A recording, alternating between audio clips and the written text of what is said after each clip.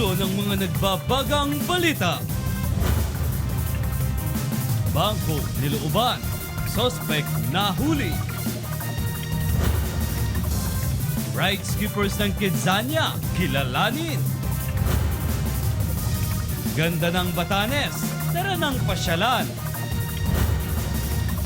At farmhouse store sa Kidzania, Manila, trending sa internet.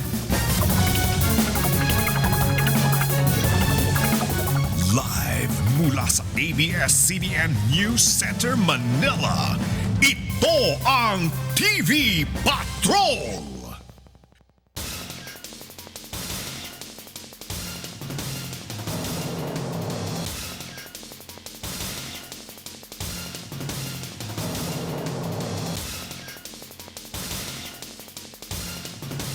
Magandang gabi bayan, ako po si Kirsten Rabanillo. Mga kapamilya, pinagtangkaan ng nakawan ang bangko sa Kidzania, Manila kagabi. Mga suspek na bigo at tuluyang nadakip. Nagpapatrol Mardi Abad.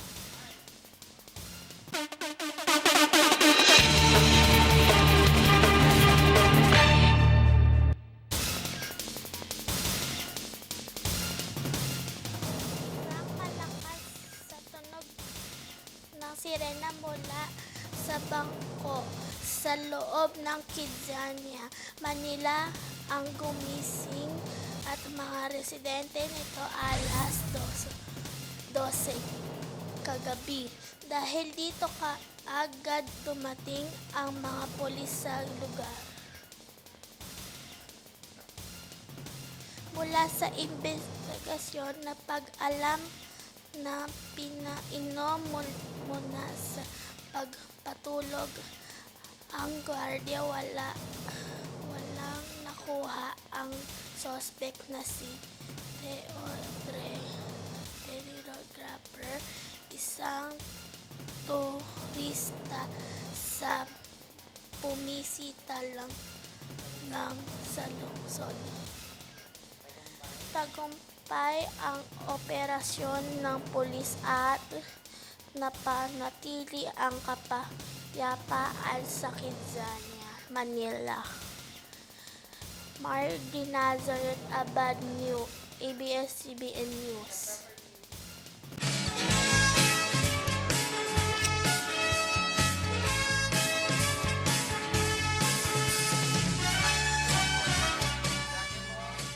Kidzania mo, ipatrol mo. Sa ating Kidzania mo, ipatrol mo, tignan natin ang mga kuha ng ating bayan patroller na si Simon. Ayon sa kanya, ang mga Kidzanians ay may tagapaggalag ng karapatan o tinatawag nilang rights keeper. Ang una ay si Urbano. Siya ang tagapanganak ng Right to Know. Ang estatwa niyan ay may hawak na aklat at nakatungtong rin siya sa mga ito. Si Vita naman ay sa Right to Care. Sa paligid niya ay mga dahon at bulaklak. May ibon din sa sanghagang hawak niya. Right to Play naman para kay Bache. May hawak siyang saranggola habang nagsakay ng skateboard.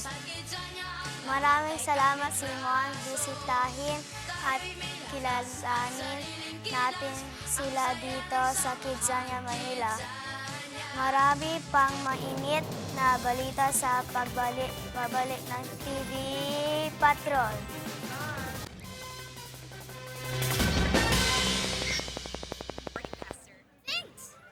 I'll be putting out a fire with my friends.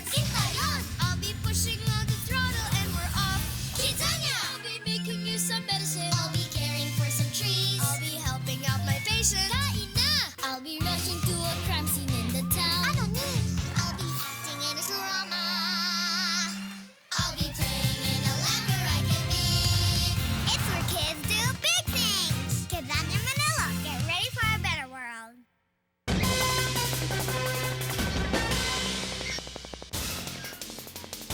Dahil natin ang isa sa mga pinagmamalaking lugar sa Pilipinas, ang Batanes.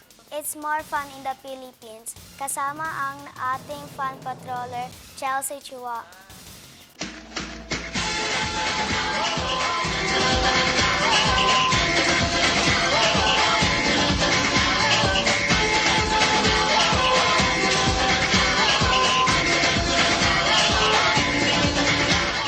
Mga bahay na bato, isang coffee shop na walang nagbabantay at magagandang tanawin, ito ang Batanes.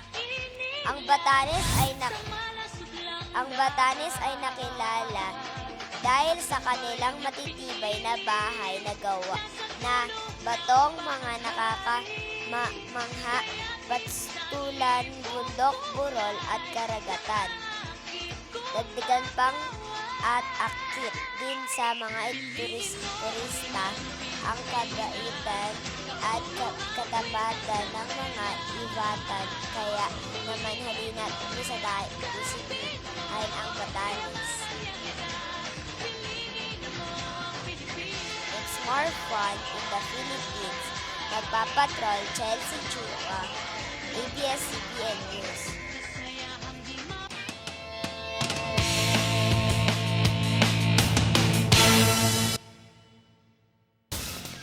Sa basketball, panalo ang green team laban sa blue team sa score na 20-18. Bigit ang laban hanggang sa mga huling segundo ng laro. 4 sa 8 na puntos na nakuha ng green team ay nagmula kay Urban Ginanas. Naman ng blue team sa pangunguna ni Bache ang una nilang talo. Napapanood ang replay ng laban mamayang alas 8 ng gabi sa ABS-CBN Sports and Action. Samantala, ang ulat panahon sa pabalik ng TV Patrol.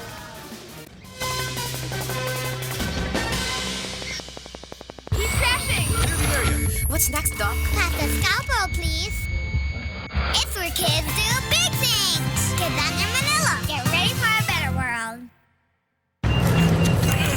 Captain, we're experiencing some turbulence. Passenger seatbelts, please. It's where kids do big things. Kidanya Manila. Get ready for a better world. I'll take it from here, sir. It's where kids do big things. Kidanya Manila. Get ready for a better world.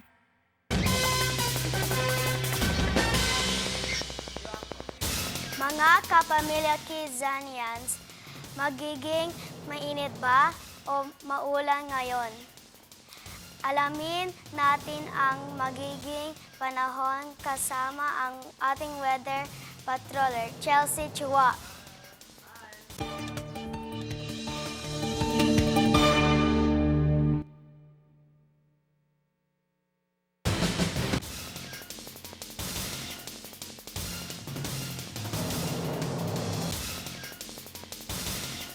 Magiging maaraw ang buong linggo.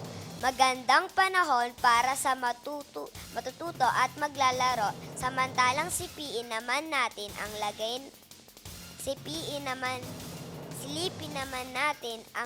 lagay ng panahon sa buong Pilipinas. Sa Luzon, sa Visayas, at sa Mindanao. Ito po si Chelsea Chua, nagsasabi sa bawat pagsubok ng panahon, laging tandaan, ang buhay ay weather lang.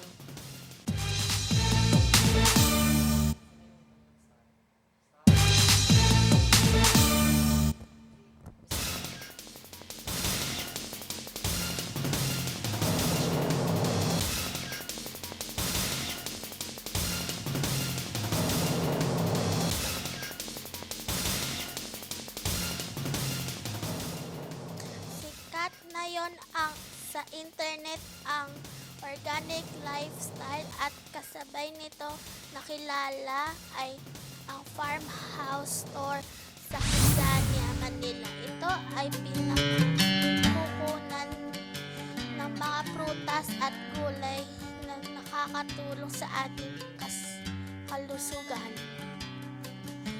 Napag-aralan sa higit ang mga ito, nagpapaganda ang isip, ang katawan, kaya naman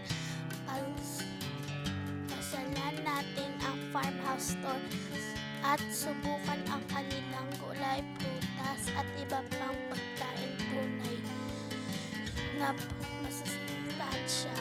Mardy Nazareth Abad, ABS-CBN News.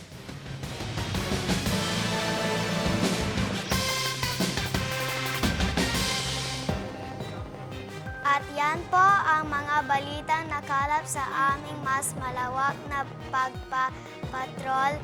Kami ang inyong patrol ng Pilipino. Naglilingkod sa inyo saan man sa mundo.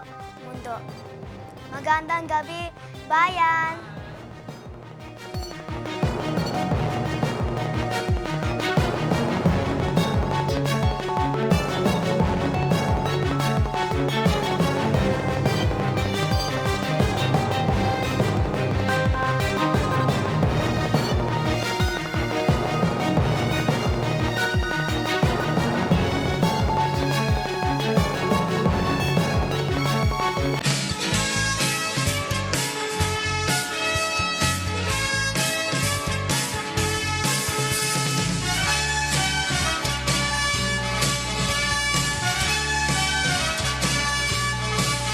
Gusto mong mag-aral, gusto mong maglaro, gusto mong pagsabayin